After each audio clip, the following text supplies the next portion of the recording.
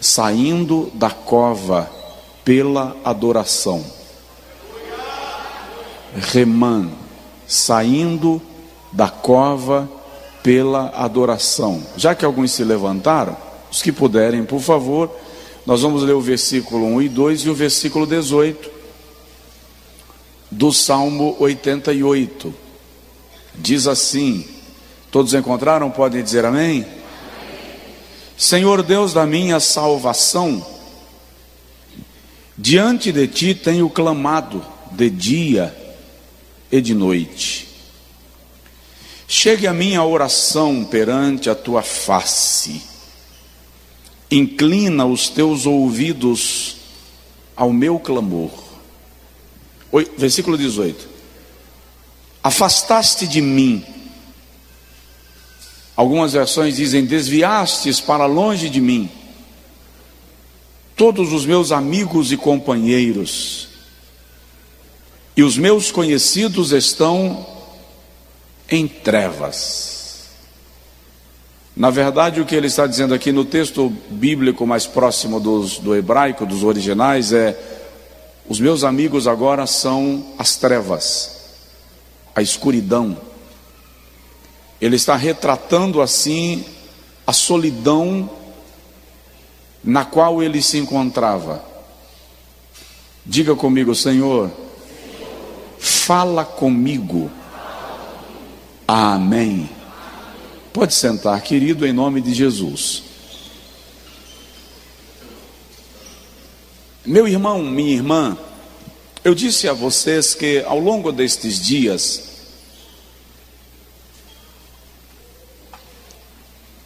nós vamos refletir sobre personagens bíblicos dos quais não se fala muito. Vocês sabem que existem alguns personagens na Bíblia que todo mundo conhece. Aprendemos sobre Davi desde a nossa infância, sobre Noé, sobre Samuel. Mas alguns personagens quase passam desapercebidos na leitura do texto sagrado. E eles também são para nós exemplo, inspiração, a revelação do cuidado de Deus com o mais simples dos seus servos. Eu tenho um desejo no meu coração e acredito que o Senhor me propiciará realizá-lo, que é ficar um tempo pregando, eu disse isso aqui esses dias, pregando só sobre os salmos. Pelo menos escolher umas terças, e eu já calculei que vai dar mais ou menos 5 anos, toda terça pregando sobre um salmo. São 150 salmos, o ano tem 56 semanas, aí já dá 3 anos. Se uma analisar que o Salmo 119 dá mais ou menos umas 10 pregações, nós vamos chegar lá nos 5 anos pregando sobre os salmos. Por quê? Porque muitas pessoas leem os salmos apenas como poesia, apenas como cântico. Mas o mais belo dos salmos é compreender um pouco do seu contexto, do momento que o salmista vivia quando compôs a melodia. Porque muitas vezes nós temos a sensação que os salmos foram escritos em momento de celebração e festa, quando muitas vezes foram escritos em momento de aflição, de angústia, em meio a batalhas. Os salmos têm no seu plano de fundo o seu aspecto profético, messiânico, mas também a sua revelação histórica, geográfica, cultural. E tudo isso é muito extraordinário. Santo Agostinho disse que toda a Bíblia é Deus falando com o homem, mas os salmos são o homem falando com Deus. Já Calvino diz que os salmos são a forma de Deus, John Calvino, os salmos são a forma de Deus tocar a alma do homem. Martinho Lutero, quando escreve sobre os salmos, diz que os salmos são como jardim que nos levam ao lugar da intimidade com Deus.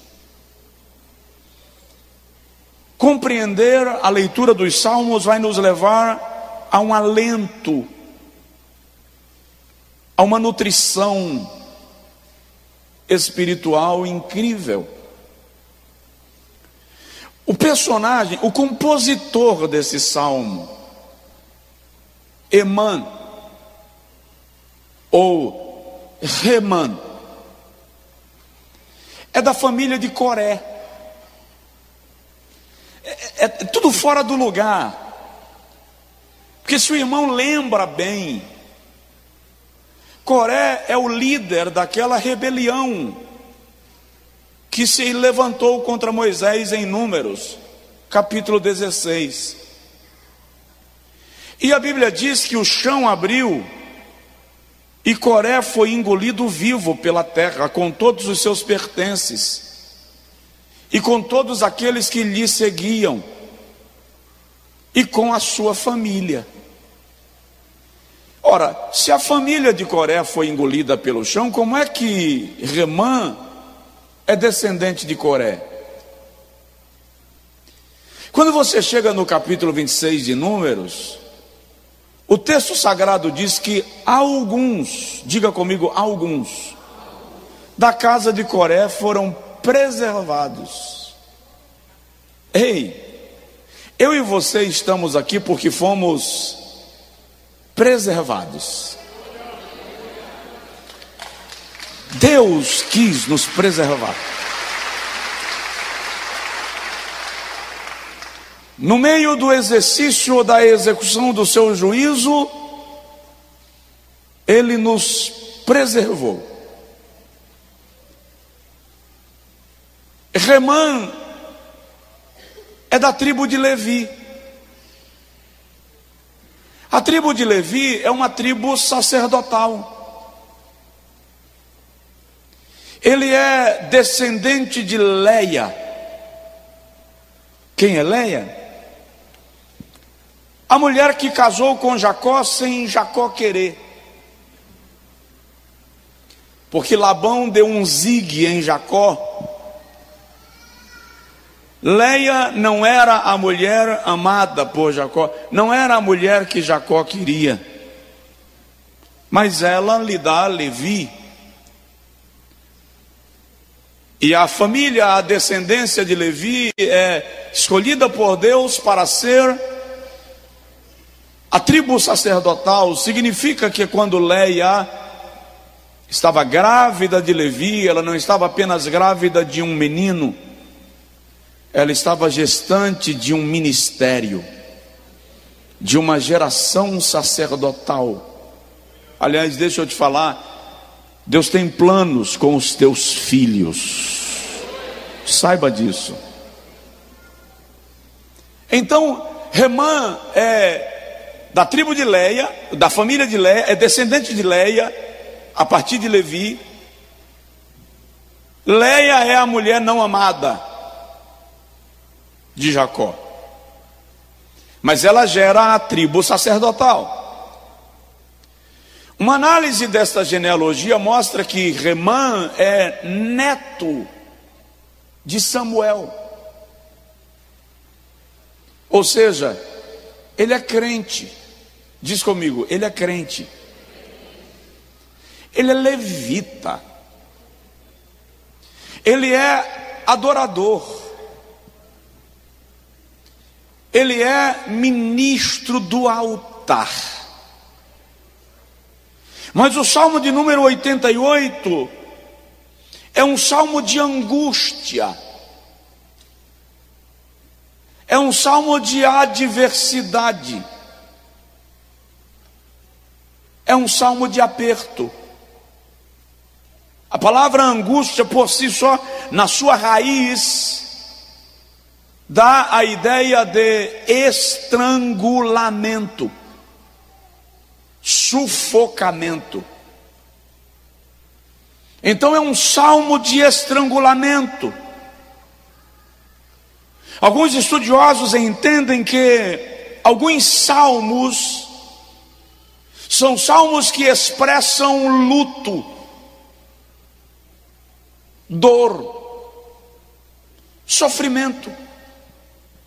E este é o caso do salmo de número 88, que Santo Agostinho, fazendo menção desse salmo, lhe coloca na categoria de salmo messiânico, ou seja, os sofrimentos de Emã, ou Remã, apontam para o sofrimento do Messias. O que é interessante é que o estudioso diz que, sendo levita, ministro do altar, ao que tudo indica, Emã foi acometido de uma lepra. Se a lepra era vista como maldição para o cidadão comum de Israel, para um levita era impensável. Se o cidadão comum com lepra não podia ter contato com as pessoas nem da sua família, imagine Emã sendo afastado não só da sua família, mas do ministério, do altar, do templo. E era constrangedor, porque a notícia corria. O significado do seu nome é irmão. Olha para a pessoa do seu lado e fala com ele assim: irmão, ou irmã. Fala de novo: irmã. Fala sério, fala assim: meu irmão. Você já parou para perceber como nós temos facilidade de excluir aqueles a quem nós chamamos de irmãos? Eu tenho um irmão. A gente não se entende em tudo. Temos opiniões divergentes, naturalmente. Nem ele foi programado para ser robô, nem eu. E a gente já brigou. Na verdade, a gente já saiu no tapa. Mas ele não deixou de ser meu irmão. E eu lembro que uma vez eu briguei com ele e dei uns.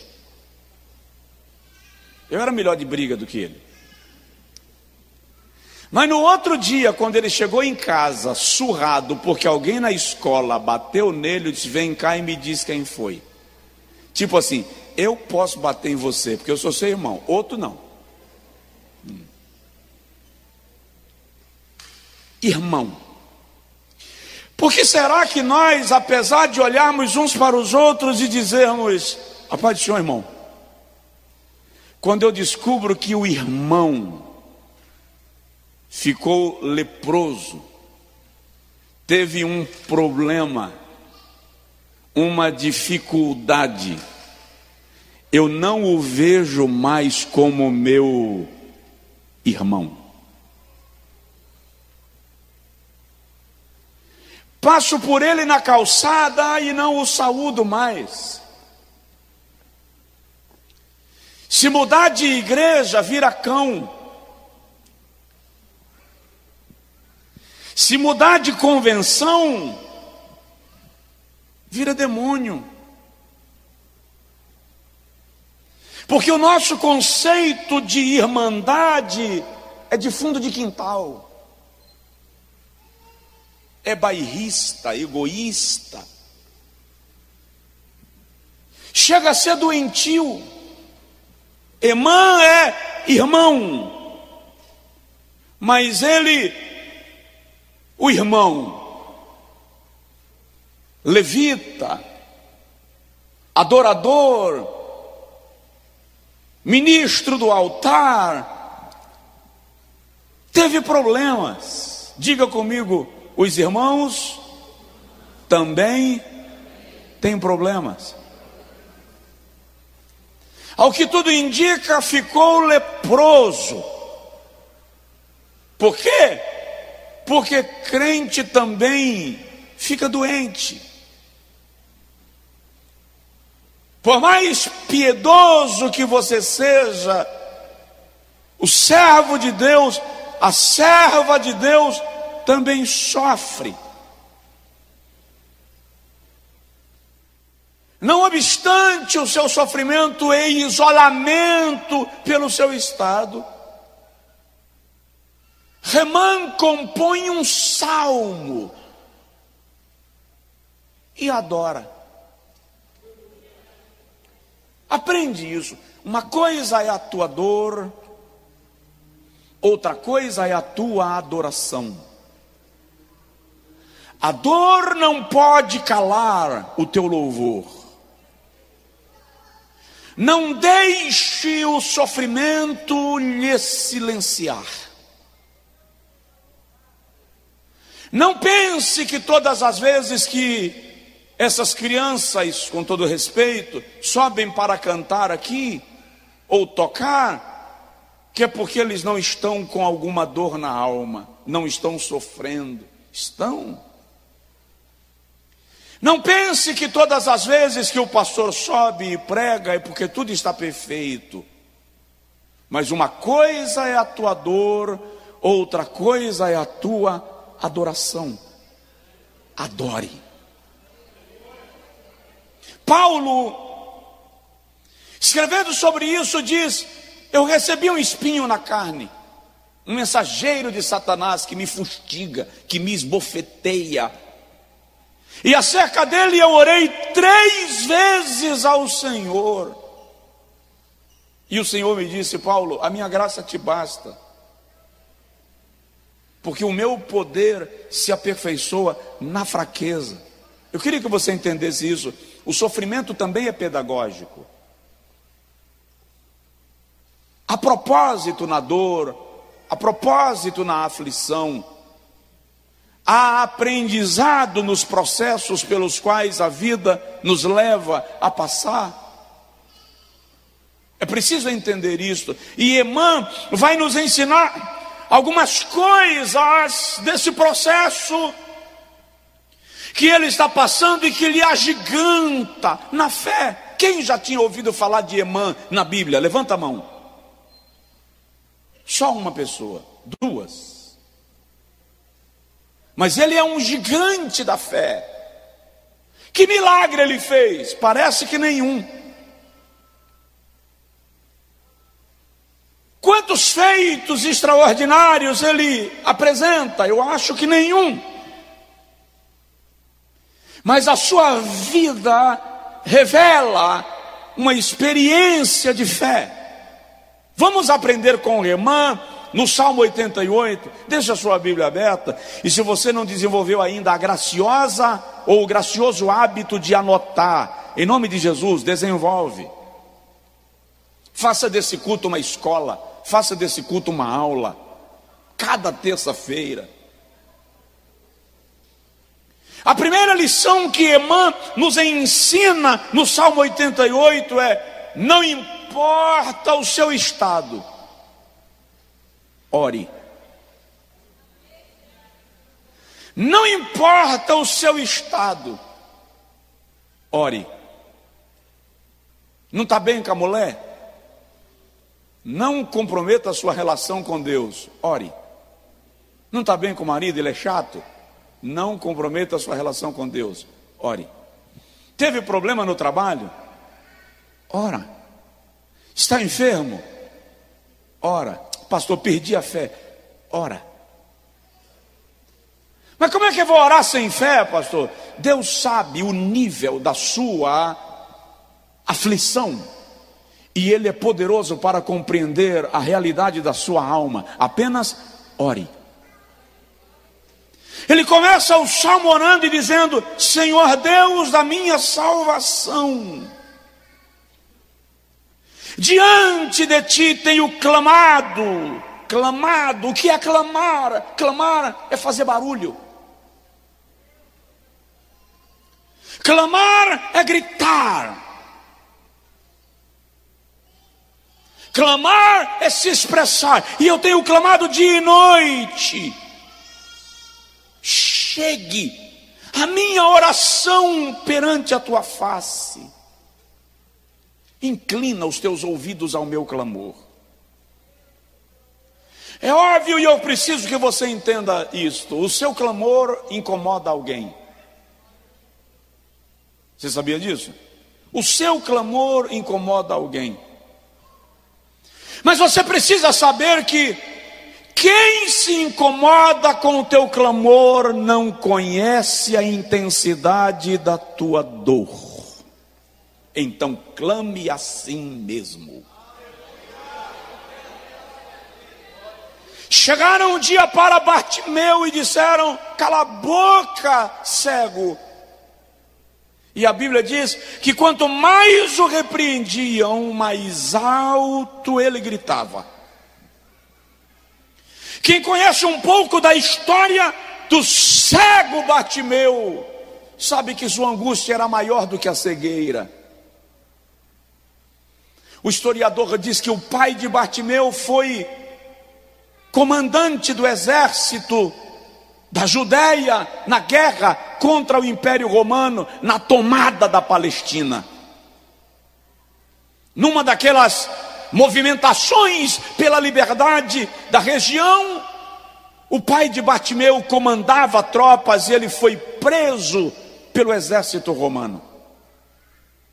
E o historiador diz que Bartimeu, que não é nome próprio, Bartimeu é título, Bar é filho, Timeu, filho de Timeu, não é o nome do rapaz. O nome dele sumiu, foi apagado, ele não tem mais nem nome. Ele era um adolescente e o jovem viu o seu pai ser torturado e morto na praça de Jericó, diante dos seus olhos. E depois da morte e da tortura do seu pai, um soldado romano vem com uma adaga e vaza os 2 olhos do jovem, para servir de lição para os judeus rebeldes.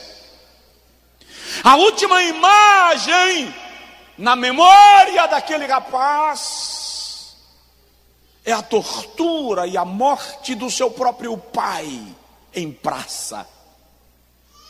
Quando ele diz a Jesus: eu quero ver, ele não está dizendo apenas eu quero minha visão, ele está dizendo: cura a minha memória, me dá uma imagem melhor do que a última que eu tive. Então, quem está dizendo cala a boca, não conhece a sua dor.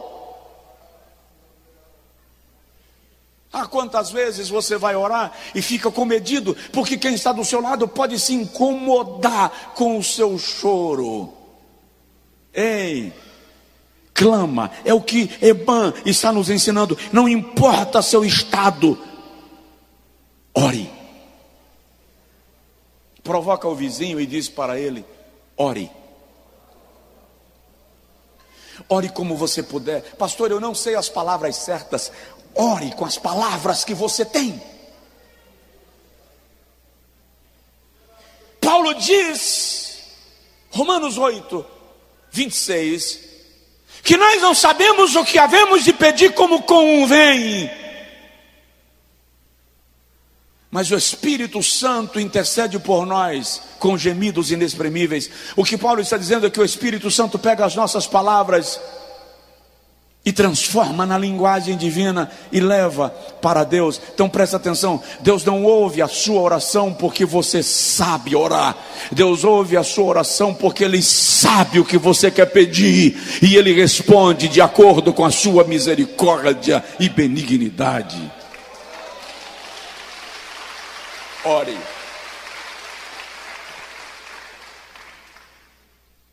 A segunda lição que Emã nos ensina aqui, como um gigante da fé, é sobre a soberania divina. Deus é soberano. Soberania se diz daquele que está acima de tudo e acima de todos. Olha o que ele diz no versículo de número 2: inclina. Inclina. Quem inclina está num ponto mais alto. Irmã está dizendo: olha aqui para baixo. Me percebe.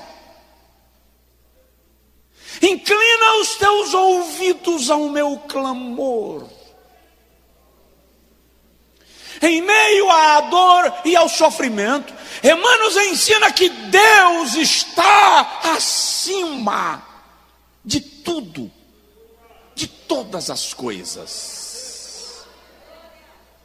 Não se alimente daquela ideia que você pode exigir de Deus alguma coisa.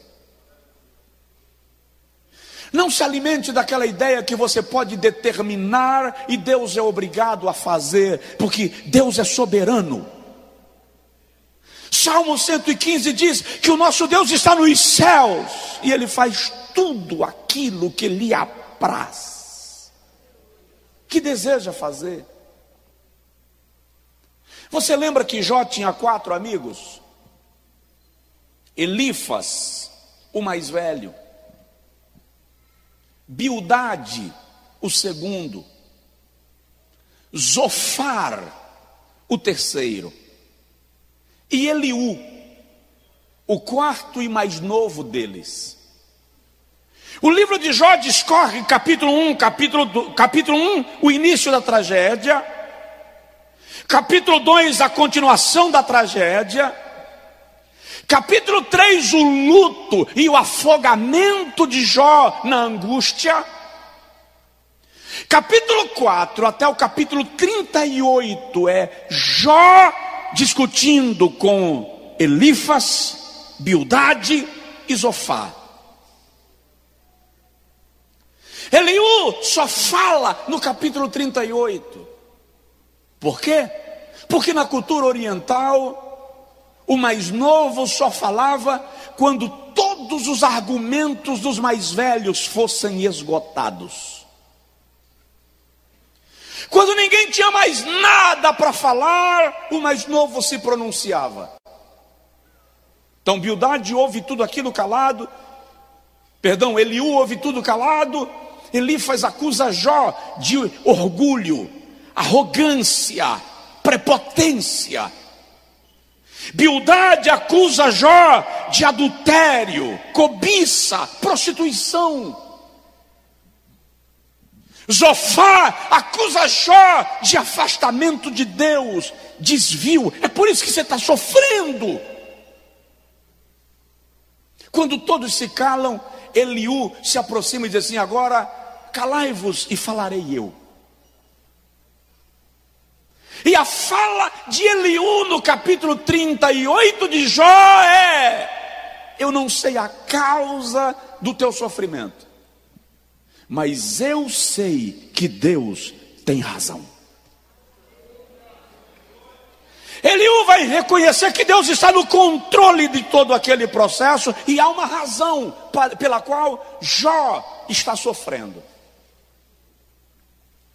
É tanto que quando Deus vem e repreende a Elifas, a Bildade e a Zofar, Deus não repreende a Eliú. Porque Eliú não fala do que ele não sabe. Ele apenas diz: Deus tem um propósito, Jó.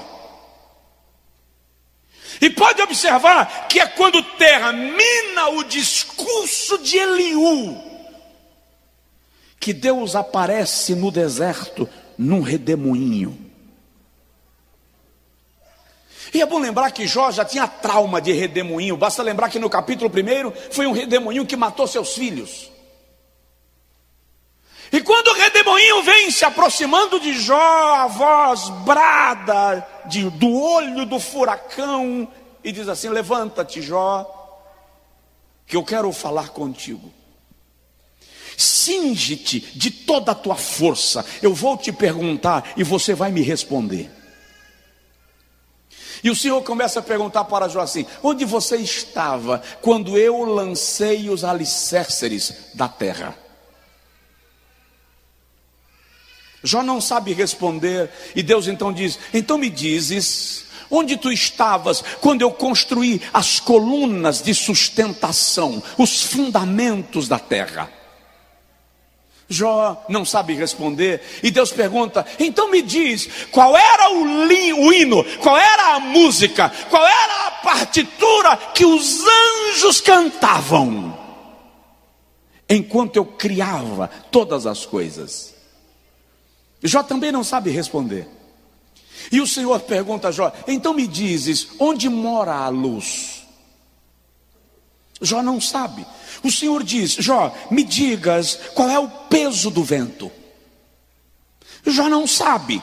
O Senhor pergunta: como se organizam as estrelas do céu e como elas se distribuem nas suas constelações? Jó não sabe. Como Jó não sabe responder nenhuma das 56 perguntas que Deus lhe fez, o Senhor diz assim: Jó, deixa eu te falar quem eu sou.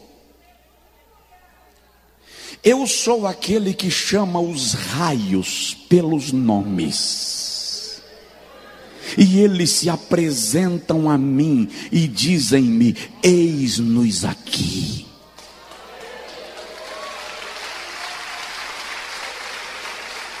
Jó, eu sou aquele que digo à relva: brota, e ela brota. E eu lhe digo: murcha, e ela murcha. Eu digo aos rios: venham, e eles saem das rochas. E eu lhes digo: parem, e eles congelam pelo sopro da minha boca. O que Deus está querendo ensinar para Jó aqui? O que Deus está ensinando para Jó é: Jó, eu sou soberano, eu tenho o controle, eu faço aquilo que eu quero fazer, eu chamo à existência as coisas que não existem como se elas já existissem, porque eu estou acima de todo principado, poder, domínio, eu estou acima de toda a criação. Deus é soberano, e Emã está ensinando para nós aqui: inclina, olha para cá, não importa seu sofrimento, olha bem para mim, não importa a sua dor, Deus está acima do processo pelo qual você está passando, e eu te digo, Ele está vendo.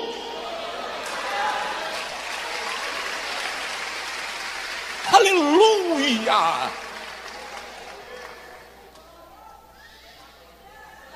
Aleluia! O cara perdeu o ministério. Ele era levita e foi expulso do altar e do templo. Ele perdeu a família, perdeu o convívio social, mas ele não perdeu a certeza de que Deus estava no controle, porque Deus é soberano. Terceira lição que Emã nos ensina: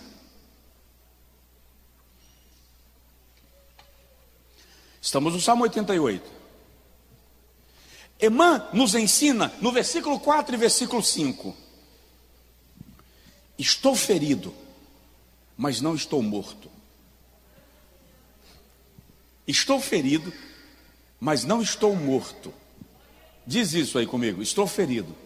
Não, diga diferente: posso estar ferido, mas não estou morto. Eu disse essa semana para alguém que me procurou com a alma sangrando, com aquela sensação de que é o fim, o mundo acabou, não tem mais recuperação, já foi. E eu disse para ele: presta atenção, um leão ferido ainda é um leão. Olha o que Emã diz no versículo 4 e 5: estou contado com aqueles que descem a cova. Ele usa uma linguagem militar, parece que ele pega emprestado de Davi uma linguagem de guerra para dizer: eu estou na lista dos mortos. Fui contado entre aqueles que já morreram.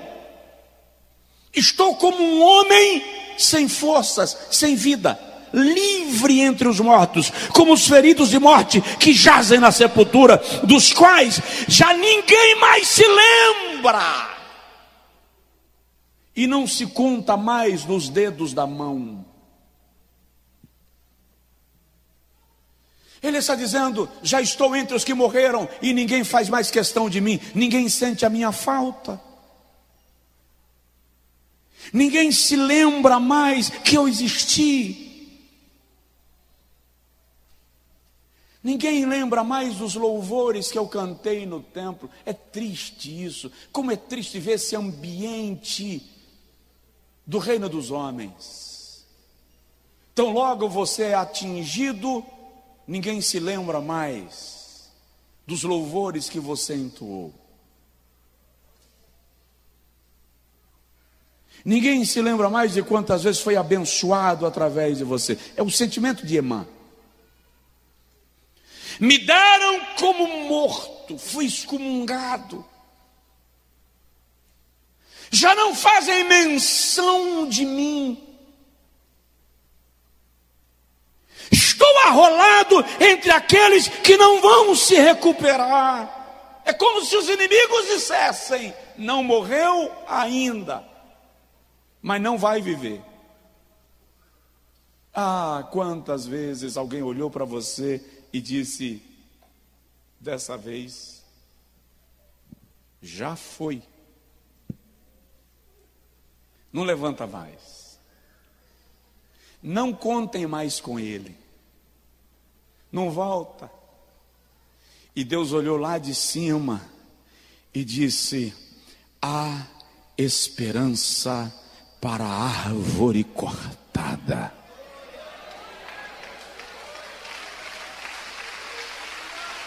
Aleluia!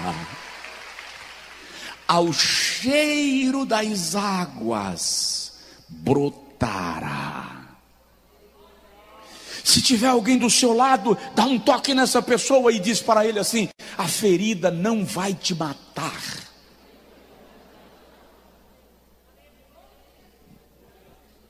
Alguns não apenas te contam entre os mortos, celebram a tua morte com você vivo. Lembrei agora da história que um bêbado estava na beira da estrada e lá vem um caminhão cheio de trabalhadores indo para a lavoura, e o bêbado estendeu a mão e o caminhoneiro parou, e o bêbado com muita dificuldade conseguiu entrar na cabine, porque na carroceria ele não conseguia subir. E lá no meio da estrada, numa curva, o motorista perdeu o controle e o caminhão saiu da estrada e virou e embocou, e todo mundo foi jogado no pasto. E aí o motorista preocupado: e agora, se morreu alguém, como é que eu vou dar conta? E o bêbado disse assim: espera que eu vou ver quem está vivo e quem está morto. Quando o bêbado chegou perto de um camarada, fez assim: esse aqui está morto. O cara fez: não, eu estou vivo. E o bêbado fez assim: quer saber mais que eu? Quantas vezes você foi dado como morto, deixado na beira do caminho, depois que foi assaltado por salteadores e a religião não te viu? O sacerdote passou de largo, o levita passou de largo, mas presta atenção, meu irmão, você que está aqui e você que está em casa, atrás do sacerdote e atrás do levita, vem o bom samaritano, e ele não passa direto.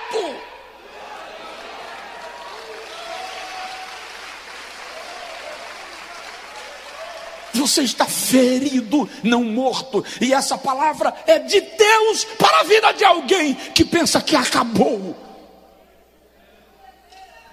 que não dá mais para voltar, que não será mais como antes. O Espírito de Deus te diz que o samaritano já desceu do cavalo e ele vai curar as tuas feridas.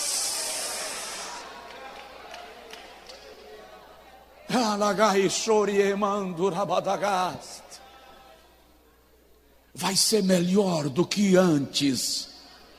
Porque o Senhor não vai apenas te curar, vai te treinar, te revitalizar. A ferida não vai te matar.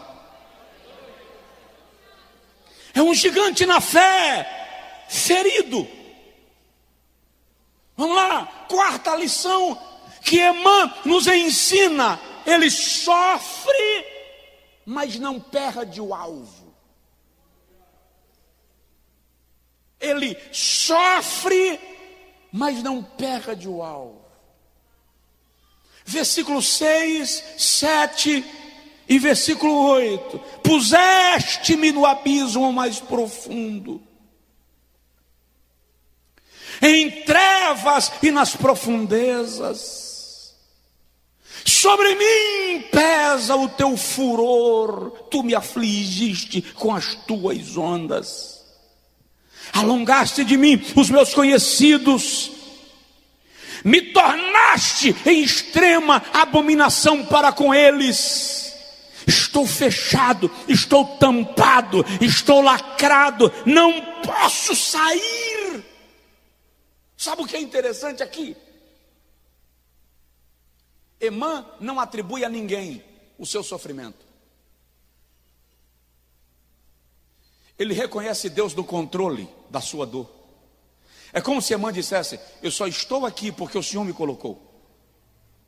Eu só estou assim porque o Senhor me colocou. Ninguém fez, ninguém causou, o Senhor fez. E se alguém provocou isso, é porque o Senhor quis que assim fosse, mas o propósito é teu. Emã não fica tempo reclamando do sumo sacerdote, reclamando da mulher, reclamando do marido, reclamando da sogra, reclamando do cunhado, reclamando do patrão. Não. Eu só estou aqui porque o Senhor quis me colocar aqui. Emã está dizendo: tu me afligistes, tu pesaste sobre mim o teu furor, tu me lançaste no abismo, tu afastaste de mim os meus conhecidos e me tornaste uma abominação para eles. Tu me lacrastes, me fechastes e me deixaste numa condição que eu não posso me mover. O que isso tem a ver, pastor? Isso significa que os teus inimigos, olha bem para mim, os teus inimigos não podem celebrar teu processo. Os teus inimigos não podem celebrar tua dor. Os teus inimigos não podem celebrar a tua ferida. Por quê?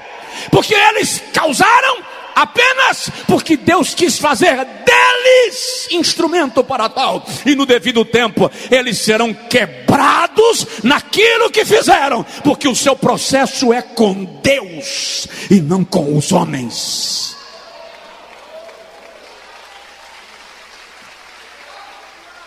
No dia que Deus permitiu Babilônia esmagar Judá, é só ler o profeta Joel, o Senhor diz: depois que eles esmagarem a Judá, eu vou despedaçá-los e o seu fedor cobrirá toda a terra.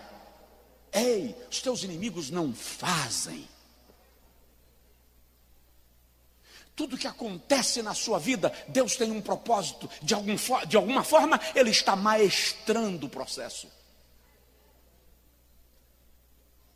Mas que Deus é esse, pastor?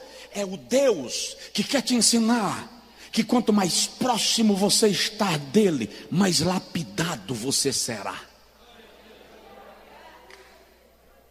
É o Deus que quer te ensinar que para o teu valor aumentar, você precisa passar por processos de purificação como o diamante. E ele diz em Malaquias: eu me assentarei para purificá-los como ourives que purifica o ouro e a prata. Seus inimigos, seus falsos amigos, celebram seu estado porque são idiotas. Eles não sabem que são como cachorros de mando. Foram apenas usados para pegar o osso, gatos usados para pegar o rato. Mas Deus está no controle, e ao momento que Ele mesmo diz: chega!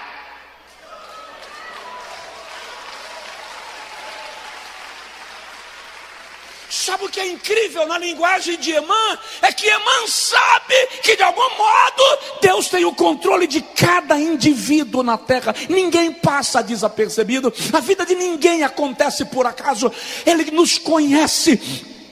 Cada fio de cabelo da nossa cabeça.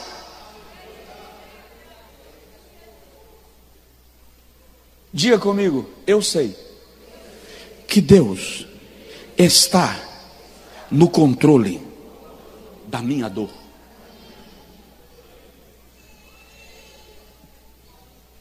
Eu mato, eu faço viver, eu firo e eu mesmo curo a ferida. Eu abato e eu levanto. Eu humilho e eu mesmo exalto. Para que tudo isso? Para que ninguém se glorie na sua presença. Ele tem o controle. E Emã, no seu processo, sabe disso. E é isso que nós temos que aprender com esse herói da fé. Que nos processos da vida, Deus está no controle. Deus está no comando. Deus sabe exatamente o que faz e o que quer fazer. Agora diga comigo, eu não estou só.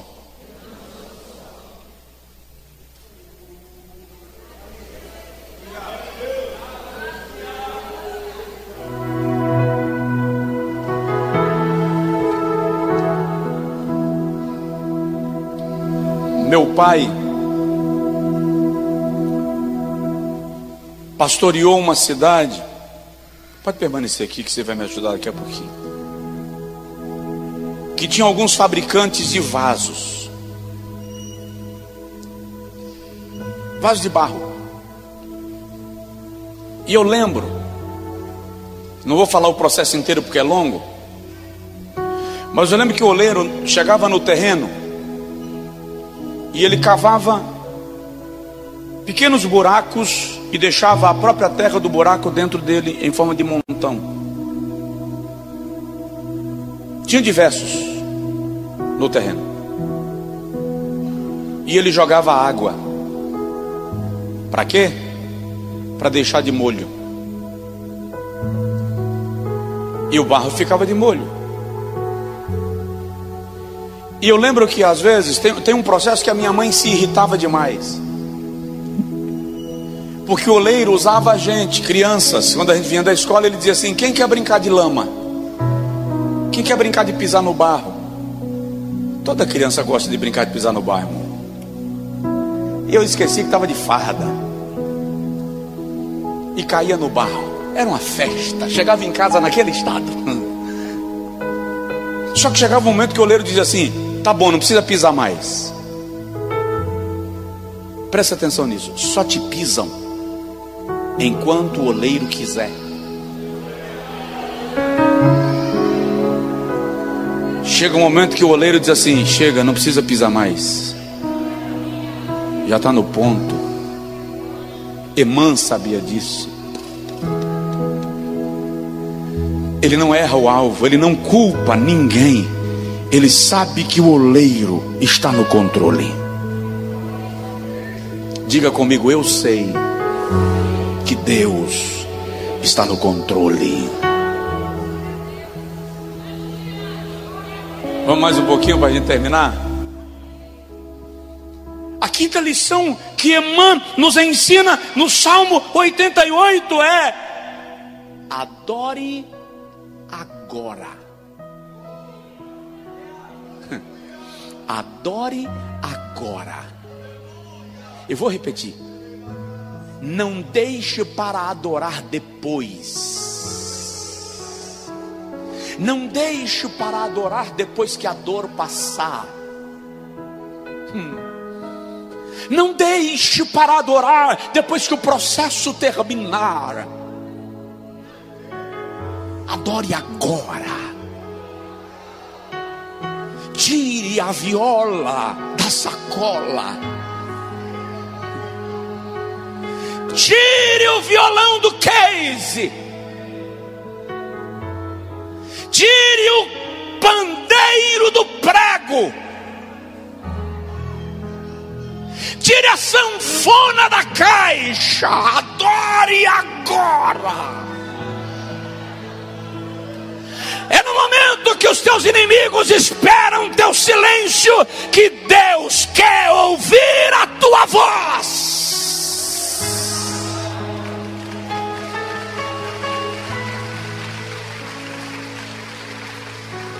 Adagai levasture pleamandura badagaste biacaste. Tendo pouca força, guardaste a minha palavra e não negaste o meu nome. O Senhor me deu, o Senhor me tomou, louvado seja o nome do Senhor. Paulo está preso, condenado à morte, e ele escreve a carta que os estudiosos chamam de a carta da alegria. Ele está preso, mas escreve assim: regozijai-vos no Senhor. Outra vez digo, regozijai-vos.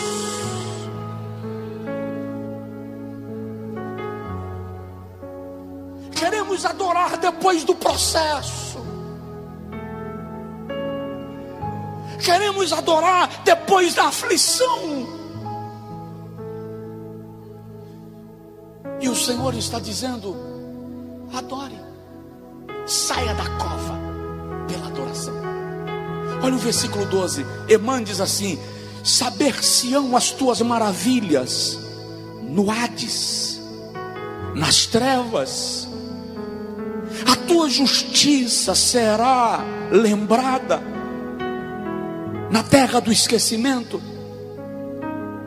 Terra do esquecimento aqui, irmão, é cemitério. A palavra cemitério, na sua etimologia, significa dormitório, ou lugar onde se dorme o sono eterno. E a mãe está dizendo: porventura tu serás louvado na terra do esquecimento? Porventura poderei te louvar depois da morte? Porventura poderei te louvar quando estiver na sepultura? É bom lembrar que no Antigo Testamento eles não têm conceito de vida eterna. No Antigo Testamento não há conceito de céu e inferno. Eles entendem que a morte cessava tudo. Por isso o salmista diz: a minha alma não te louvará na sepultura. Por isso Salomão diz: o que acontece aos homens também acontece aos animais. Ele está falando da morte. O conceito de vida eterna vem para nós com Jesus. É Jesus quem traz. O conceito de céu e inferno é Jesus quem traz. Então Emã está dizendo: eu não te louvarei no cemitério, eu não te louvarei na sepultura, já que eu não te louvarei lá. Versículo 13: eu tenho clamado a ti de madrugada. Já que não te louvarei na morte, te louvarei dia e noite, enquanto eu estiver vivo. Enquanto eu estiver vivo. Louve hoje. Louve hoje. Não deixe para louvar quando a dor passar. Louve agora. O hoje é importante. O passado já foi e o futuro ainda não chegou. Louve agora. Faça do presente o marco da sua vida e celebre, enalteça, ainda que com dor. Você não pode mudar um fato. Deus é digno de ser louvado. E a mãe está nos ensinando. Ei, irmã está nos ensinando que a adoração de um coração sofrido está mais processada do que aquele que está simplesmente louvando porque tudo vai bem. O azeite da oliva esmagada no lagar era mais denso.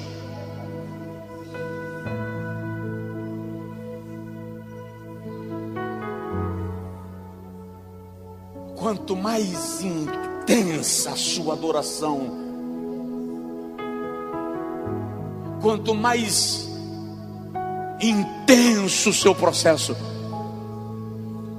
mais profundo o seu louvor. Adore agora. Já vou terminar. Diga assim: Senhor, eu vou sair daqui adorando. E é interessante, ele vai nos dar mais uma lição. Tem outras, mas eu vou falar só de mais duas. Emã desenvolve para si mesmo o conceito de que a sua vida só existe para louvar a Deus. Qual é o meu propósito de vida? Louvar a Deus. Versículos 10, 11 e 12. Mostrarás tu maravilhas aos mortos? Os mortos porventura se levantarão e te louvarão? Será anunciada a tua benignidade na sepultura? E se ouvirá da tua fidelidade no mundo da perdição, no mundo dos mortos? Alguém vai pregar sobre ti lá, vão falar dos teus atributos lá, te engrandecerão lá, saberão as tuas maravilhas na terra dos mortos, a tua justiça será lembrada na terra do esquecimento, no cemitério. O que Emã está dizendo aqui? Emã está dizendo assim: Senhor, para que me matar? Se eu vivo, te glorifico. Por que me entregar ao prazer daqueles que me querem morto? Se tu sabes que eu vivo, não deixarei de te louvar. Lá na terra do esquecimento eu não falarei de ti.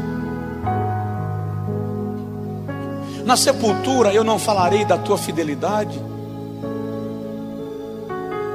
Entre os mortos eu não vou contar as tuas maravilhas. O que ele está é argumentando com Deus, como se dissesse assim: defende a minha vida, não me deixa descer à morte, porque vivo, eu não vou te dar prejuízo, eu vou te louvar, eu vou te glorificar, eu vou te exaltar, porque a minha vida existe para o teu louvor.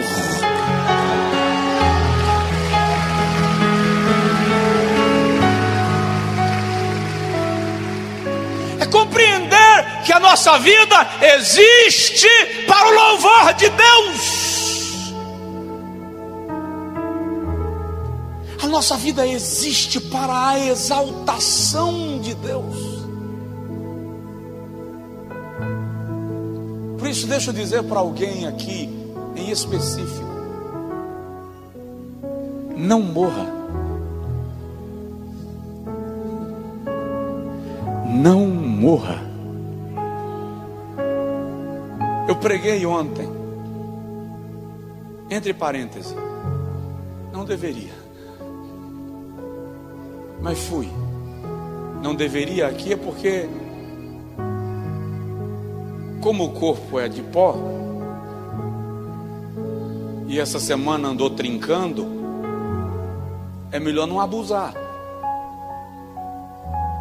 Mas eu precisava ir. A força do dever, a honra do compromisso me levou.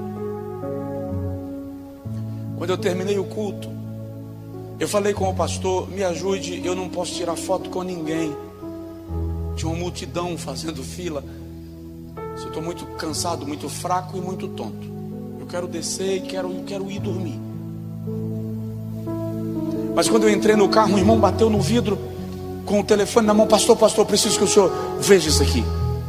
Uma pessoa que estava acompanhando o culto pela internet conseguiu agora falar com a gente. Ela estava no quarto para cometer suicídio, e a palavra entrou no coração dela, e ela quer aceitar Jesus como Salvador.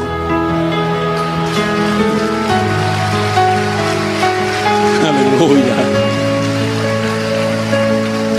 Uma vida, um golpe de Satanás perdido.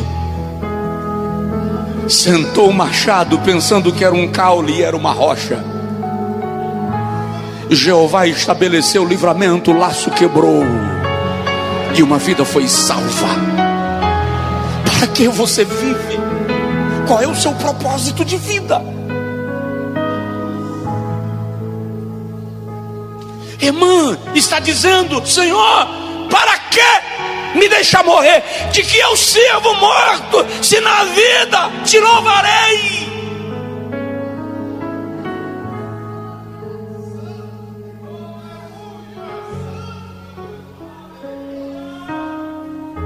Por que deixar os meus inimigos se alegrarem na minha morte, sabendo que se o Senhor me restaurar, eu volto para o altar para te louvar? Qual é o seu propósito? Qual é o seu voto para Deus te tirar desse processo? O que você pretende depois dele? Passar na cara dos outros? É isso que o seu orgulho quer? Provar que você conseguiu?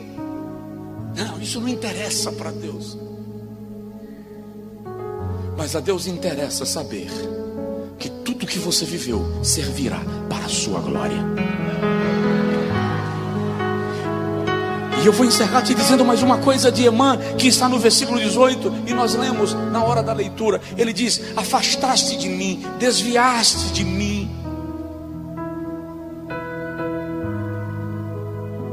mandaste para longe de mim os meus amigos e os meus companheiros. A minha companhia é a solidão.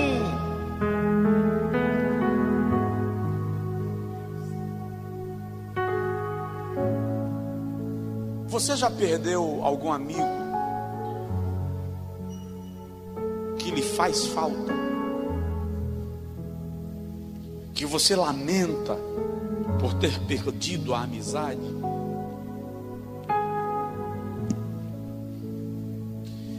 E se eu te disser que pode ter sido Deus quem afastou?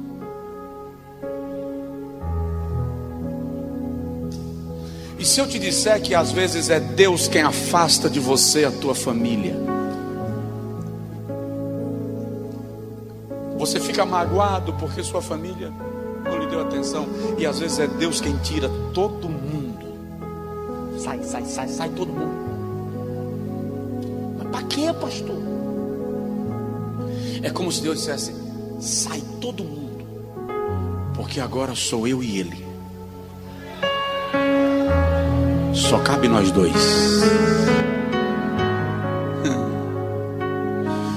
Arabai lostui que manduras de que abagar. Abraão não subiu Moriá acompanhado, subiu só. Ele e Isaque, que era o próprio sacrifício.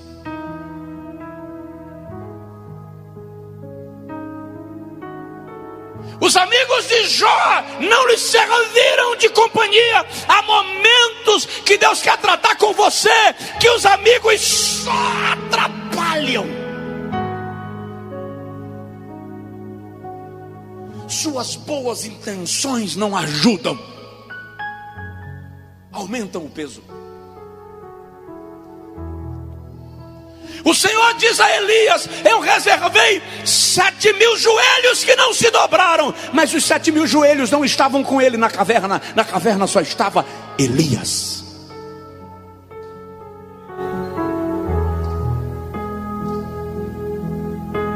Tem pessoas que é Deus que afasta de você.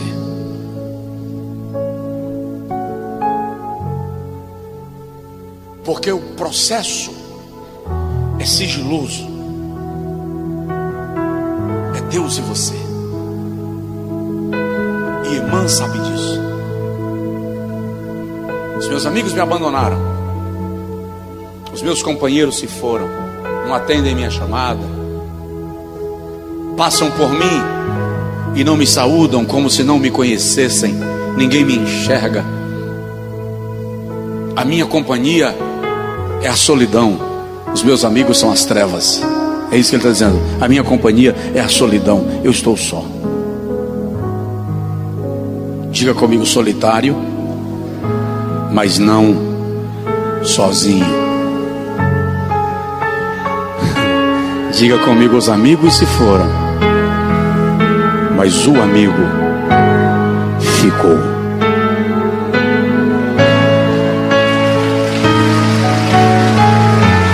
O amigo.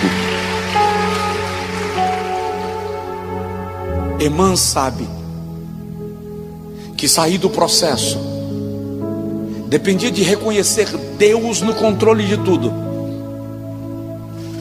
E muitas vezes, e fica de pé, por favor.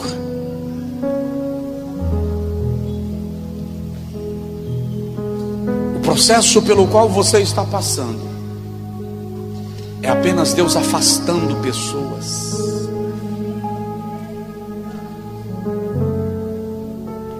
Para quê?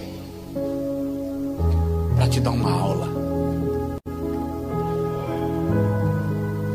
Todos devem passar pela escola de Deus, mas na escola de Deus Ele não forma turmas. As aulas são individuais.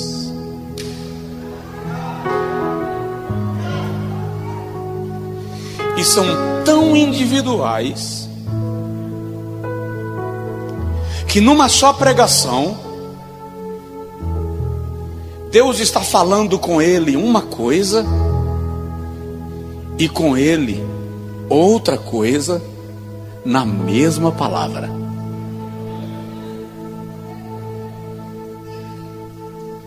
As aulas de Deus são tão individuais que na mesma frase ele responde uma pergunta dela, que não tem nada a ver com a pergunta dela, mas que também é respondida. Porque Deus trata conosco individualmente. E às vezes Ele quer caminhar com a gente. No caminho de Emaús, Jesus deu uma aula teológica para os discípulos. E é possível que Deus tenha afastado pessoas da viagem com você, porque Ele quer aproveitar a viagem para ensinar algumas coisas a você que não é para ninguém mais ouvir. Às vezes eu preciso conversar com algum obreiro e no corre-corre acaba não dando tempo. De vez em quando eu digo assim: você vai fazer o que amanhã à noite? Estou tranquilo, pastor. Estou indo para o culto em Salvador, vamos comigo. Na estrada a gente conversa. Aí de repente uma outra pessoa chega e diz assim: pastor, o senhor vai para Salvador amanhã? Se Deus quiser. Eu queria ir com o senhor. Hoje não. E aquela pessoa pode até dizer assim: o pastor rejeitou minha companhia. Rejeitou não, é porque o pastor já tem uma reunião com alguém. Quantas vezes Deus chama você para uma viagem e não convida ninguém mais, porque Ele quer conversar só com você? Então, em nome de Jesus, a partir de hoje, para de reclamar dos que se afastaram. Aqueles que serão reaproximados, o próprio Deus vai reaproximá-los. no tempo oportuno. Você não vai ter que fazer nada, você não vai ter que rastejar, que implorar pelo amor de alguém, pela atenção de ninguém. Você não vai ter que implorar que alguém olhe para você, porque o Deus que afastou é o Deus que vai criar a aproximação. Quando a aula terminar, diz que você me entendeu. Eu quero orar com você agora. Saindo da cova pela adoração. Quem está se sentindo como Emã, meio morto, contado entre os que já morreram, sai do seu lugar, vem aqui à frente. Pode vir. Você não é único, não. É preciso ser corajoso para encarar o fato de que eu estou me sentindo meio morto. E eu quero que a vida de Deus seja ministrada a mim. Ele vai te tirar da cova. A tua ferida não vai te matar. Esse sangramento será estancado. E tem casos aqui que o Espírito Santo me diz que o sangramento vai ser estancado hoje. Hoje, porque você não dá conta mais.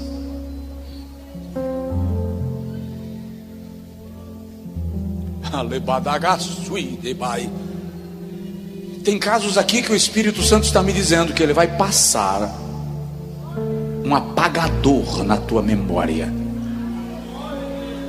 para fazer desaparecer aquilo que te causa dor e sofrimento, a fim de te dar condição de levantar das cinzas. Sou eu que te tomo pela tua mão e te sustento. Eu te sustento com a minha mão direita e te digo: não temas, porque eu estou contigo. Eu te esforço e te ajudo. Você não vai morrer.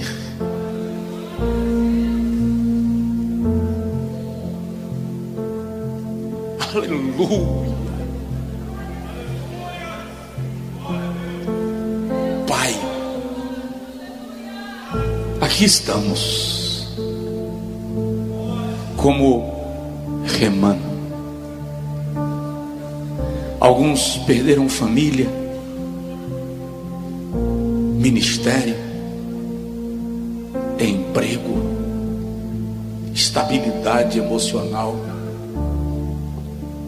Alguns perderam a alegria da vida, estão perambulando, caminham, cumprem metas, cumprem agendas, cumprem deveres e obrigações. E tem alguém aqui me dizendo que se não fosse tanto compromisso, ia dar cabo da própria vida. Senhor, alcança também os que estão no campus online agora. Ó bom samaritano, unta as feridas, limpa as feridas, aplica o azeite que além de limpar, acelera a cicatrização.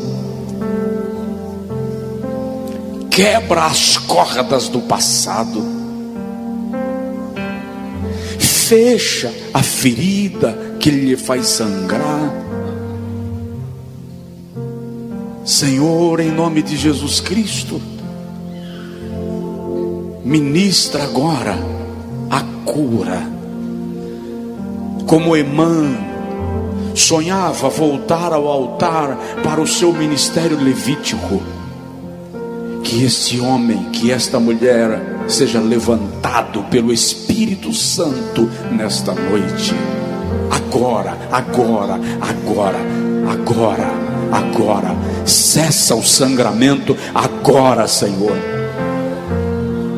Cessa a dor agora, Senhor. Libera a cura de alma agora, Senhor. Libera uma unção extraordinária agora, uma unção de renovo. Faz ele falar em línguas, faz ela falar em línguas, faz-a celebrar em alma, em sua alma. Eu te peço agora, Senhor, que esse ambiente seja coberto de adoração. Que os teus filhos saiam daqui, os que estão no campus online, vão encerrar daqui a pouco, adorando em casa, fazendo de casa um ambiente de adoração. Enche a cabine desse caminhão de adoração agora, Senhor. Enche a cabine dessa caminhonete de adoração agora, Senhor. Enche esta guarita de adoração agora, Senhor. Que a tua igreja seja dirigida num ambiente de adoração. Dá um brado de glória, aplauda, grite, celebre em casa, onde você estiver, saindo da cova pela adoração. Pode voltar em nome de Jesus.